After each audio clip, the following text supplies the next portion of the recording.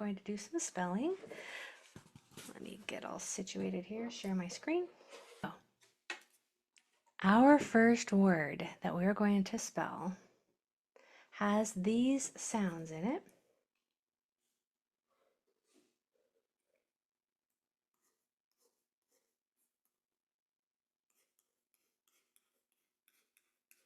Okay, so we know it's a 4-syllable word because there are 4 vowels that don't touch. That's how you can tell how many syllables are in a word. Several sounds, 4 syllables. Syllables are medium chunks of sound. Words are large chunks of sound. Phonemes are the smallest unit of sound, and these are phonemes.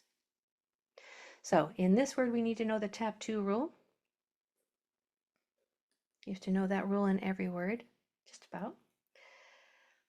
Where if you have a short vowel sound, there has to be 2 consonants after it, or else a consonant, a final consonant, and then the end of the word. You also have to know the confident rule, which is when you have an I sound in the middle,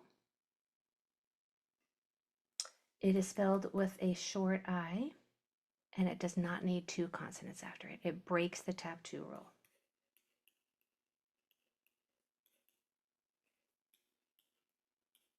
Okay, so when you have a word like confident, you'll see right there that there's not 2 Ds. It breaks the tap 2 rule because I in the middle syllable, so not the middle of the word, but one of these middle syllables, if either one of those is an I sound, you can spell it with an I without doubling that next consonant.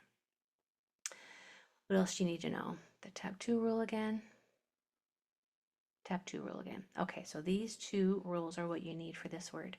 Your word is omnipotent. Omnipotent.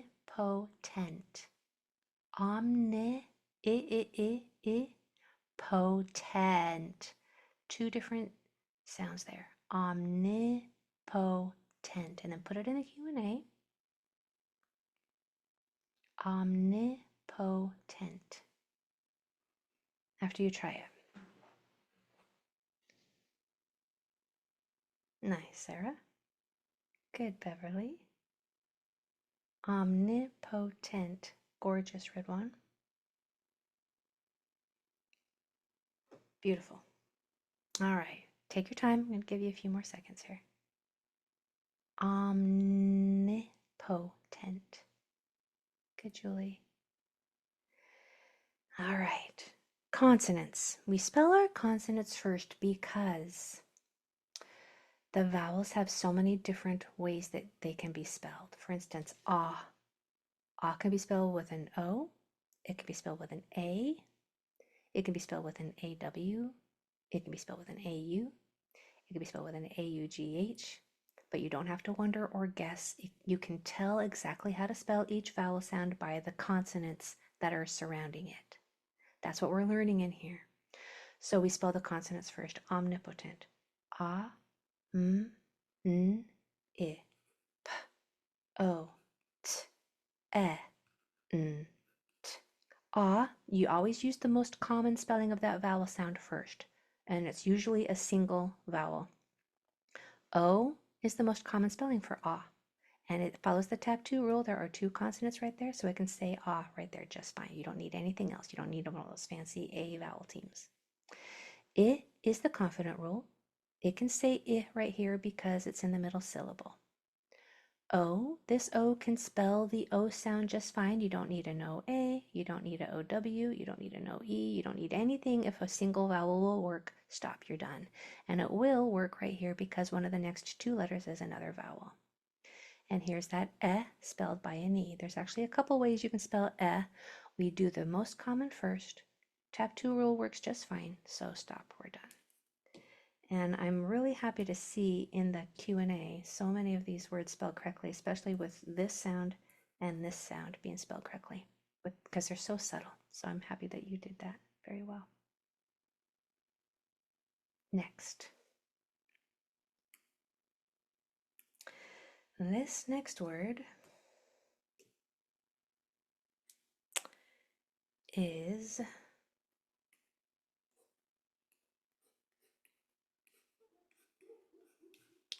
4 syllables.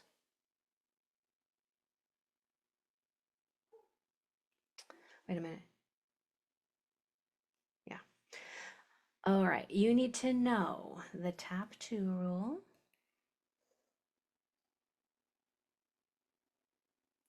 the confident rule, which we just went over,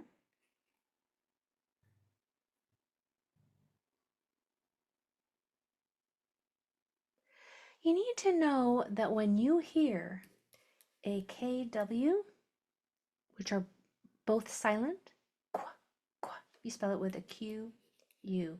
You're always going to have a U after a Q when we spell.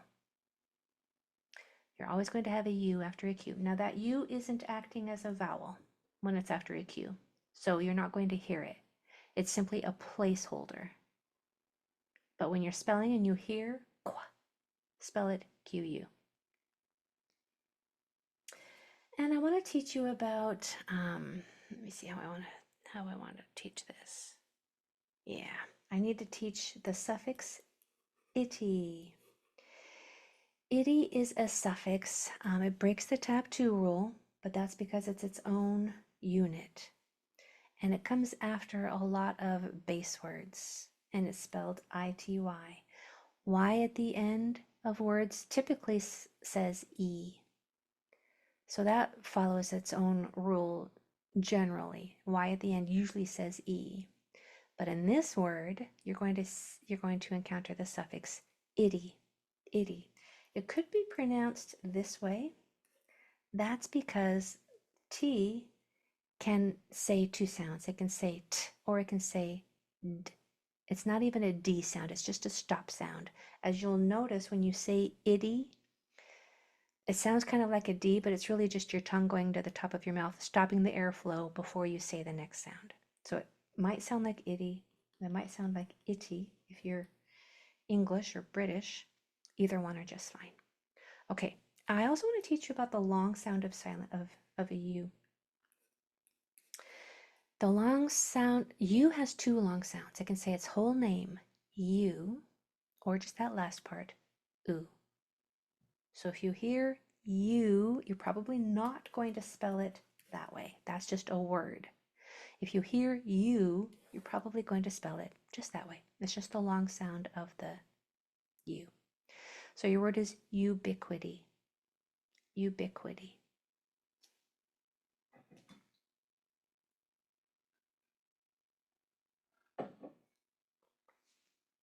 Ubiquity.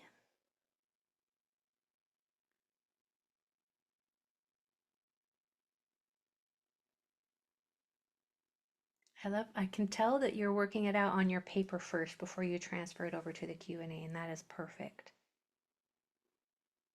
Nicely done. Very good. Good, Emek. Good, good. Ubiquity.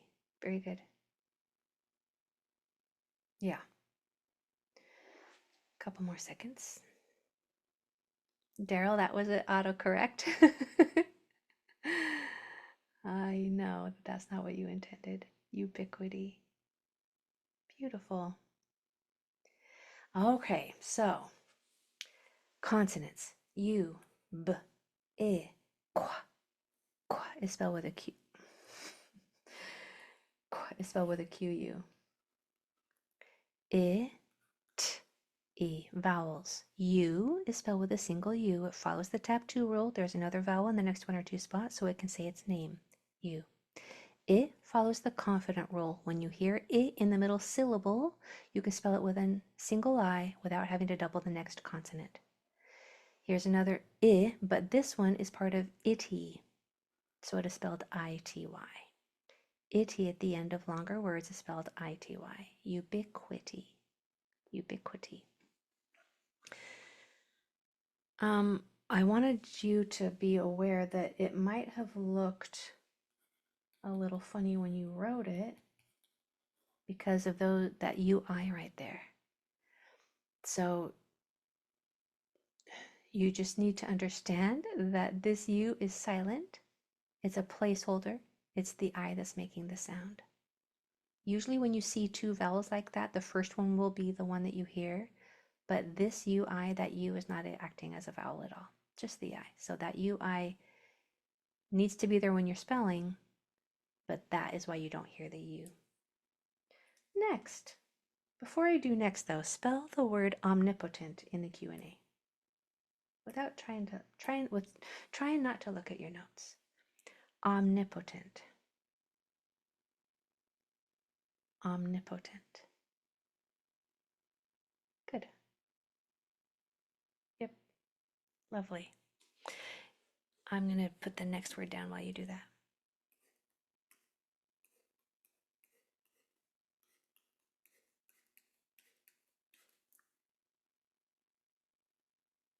All right.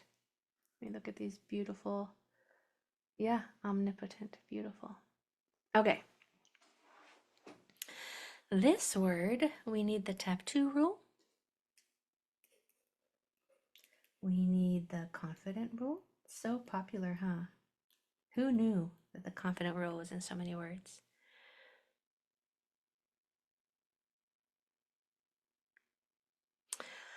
So this rule is about I toward the end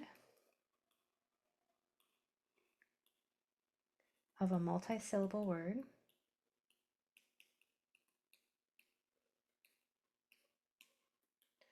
And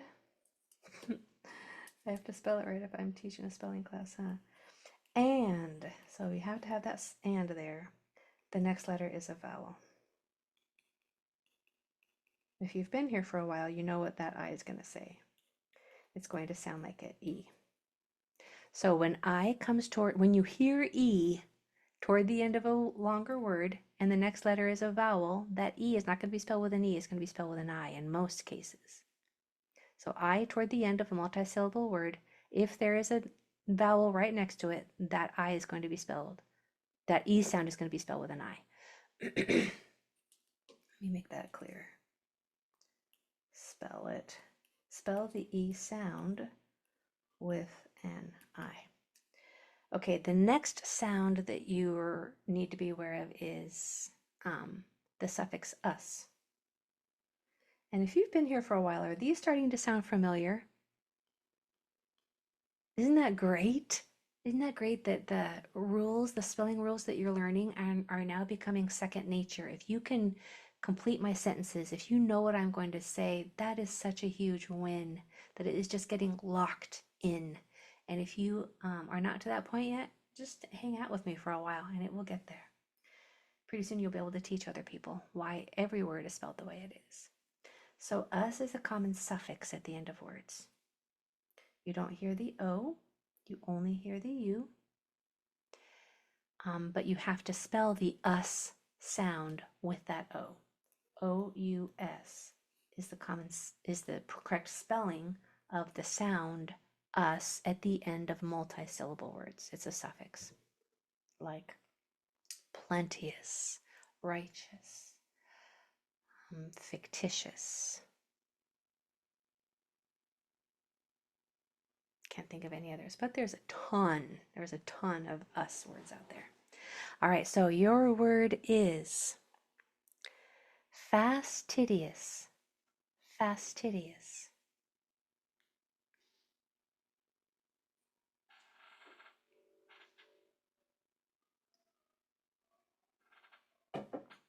Fastidious. Fastidious.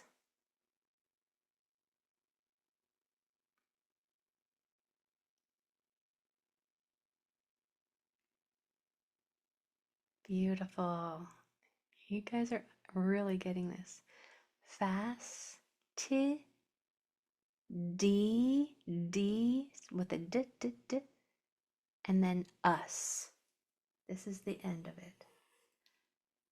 But two of these letters go on one line because only one of them is heard. And we're spelling sounds, not letters. Fastidious. Gorgeous, Daryl. Nice, Joseph. Beautiful, Julie. Okay. Sarah, Layla, Ridwan, Bev, Joe. Nice. Okay. Fastidious consonants. F, A, s, t, I, d, e, s. Vowels. A. The most common spelling for a is an A. Follows the tap 2 rule. I in the middle syllable is spelled with an I without having to double the next letter. That's the confident rule. When you hear the E sound toward the end of a multi-syllable word, and the next letter is a vowel, which we know because we dot all the vowel sounds, that E sound is spelled with an I. And then us at the end of longer words is a suffix that is spelled O-U-S. That is how you spell fastidious. Yeah? All right, in the Q&A, please spell the word ubiquity. Ubiquity.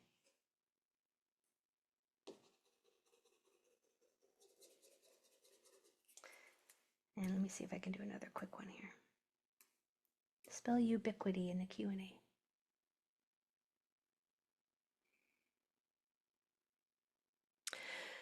Okay, I'm going to do one only because we're short on time that we're also going to be doing over in the reading class in the next half hour, but that's okay. Right? Just one word is going to cross over. I like to have two totally different words, but I want you to try to practice to spell this one.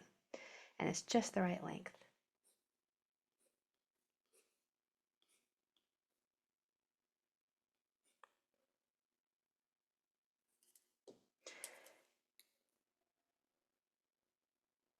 Okay, when you hear or, spell it this way, unless it follows a W. This is the most common spelling of the or sound. When you hear you have three different options. Maybe that's why I crossed this word out for this one, because it's hard to know if it's an R, an I, an IR, an ER, or a UR. They all say the same thing. In this word, when you hear spell it with an ER. And then the E sound at the end of a multi-syllable word is usually spelled with a Y. Or, E. Your word is ornery. Ornery. Like you have a very ornery toddler. Ornery. Ornery.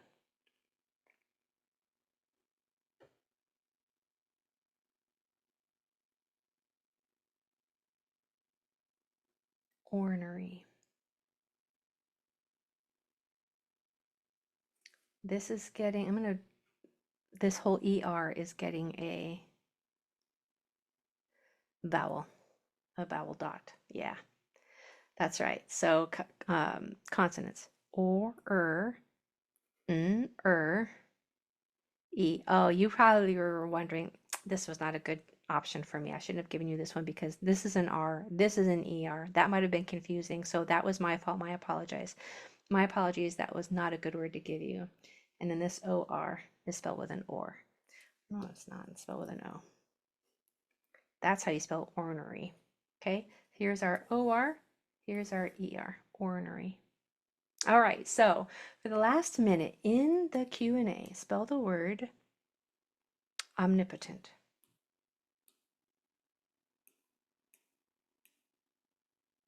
Omnipotent. And then look up when you're done, because I'm going to have it spelled up here.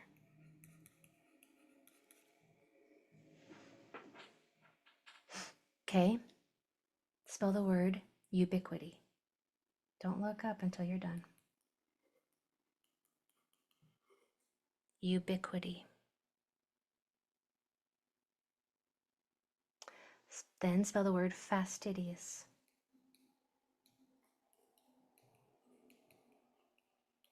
Fastidious.